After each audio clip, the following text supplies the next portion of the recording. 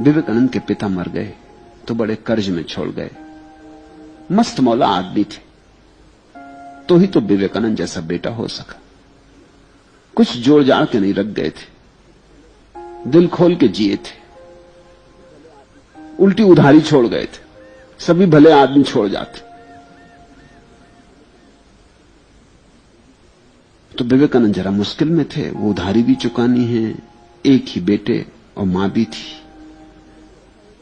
कभी कभी तो ऐसी हालत हो जाती कि घर में खाने को भी ना होता।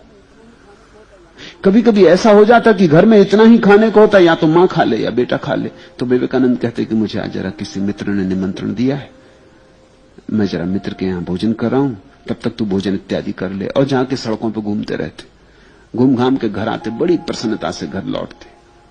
दरवाजे पे आके प्रसन्नता बनानी पड़ती, भूख तो पेट में सुलगती। दरवाजे से बड़े प्रसन्न होकर आके लौटते, पेट पे हाथ फेरते हुए डकार भी लेते, ताकि मां को भरोसा आ जाए। क्योंकि मां को भी शंका होती थी कि बार बार कौन मित्र इसको देने लगे निमंत्रण, कभी दिखाई नहीं पड़ते, कोई निमंत्रण देने आता भी नहीं। रामकृष्ण को पता लगा तो रामकृष्ण का तू भी खूब पागल है, अरे मां से मांग क्यों नहीं लेता, जा अंदर, आखिर मां किस लिए, तू काली से मांग क्यों नहीं लेता, क्या चाहिए तुझे, जा मांग ले, मैं बाहर बैठा, तू भीतर जा। अब जब रामकृष्ण कहें तो विवेकानंद भीतर गए, घंटा भर लगा दिया, लौटे वहां से आंसुओं से गदगद, बड़े प्रसन्न। रामकृष्ण का तो मिल गया ना, मांग लिया ना। विवेकानंद ने कहा क्या कह रहे हैं, कौन सी चीज मांगनी। रामकृष्ण का तू गया किस लिए था। तब उन्हें याद आई, उन्होंने कहा क्षमा करें, वो तो मैं भूल ही गया। वहां जब सामने पहुंचता हूं तो धन्यवाद का ऐसा भाव उठता है कि मांगने की इच्छा, मांगने का ख्याल ही मिट जाता। जो दिया है वो कोई कम है, मुझको दिया, इससे अब और क्या देने को हो सकता है। रामकृष्ण का तू फिर जा, ऐसे नहीं चलेगा, ऐसे पेट नहीं भरेगा, मांग ले। ऐसा 3 बार भेजा और 3 बार विवेकानंद बाहर आए बड़े गदगद और भूल भूल के।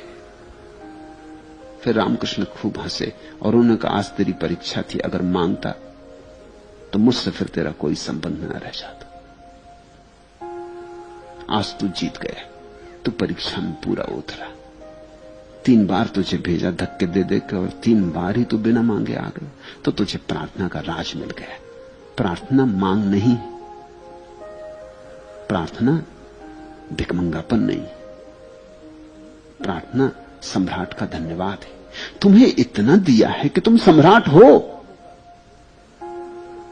और क्या होगा जिससे तुम सम्राट हो जाओगे, कमी क्या है।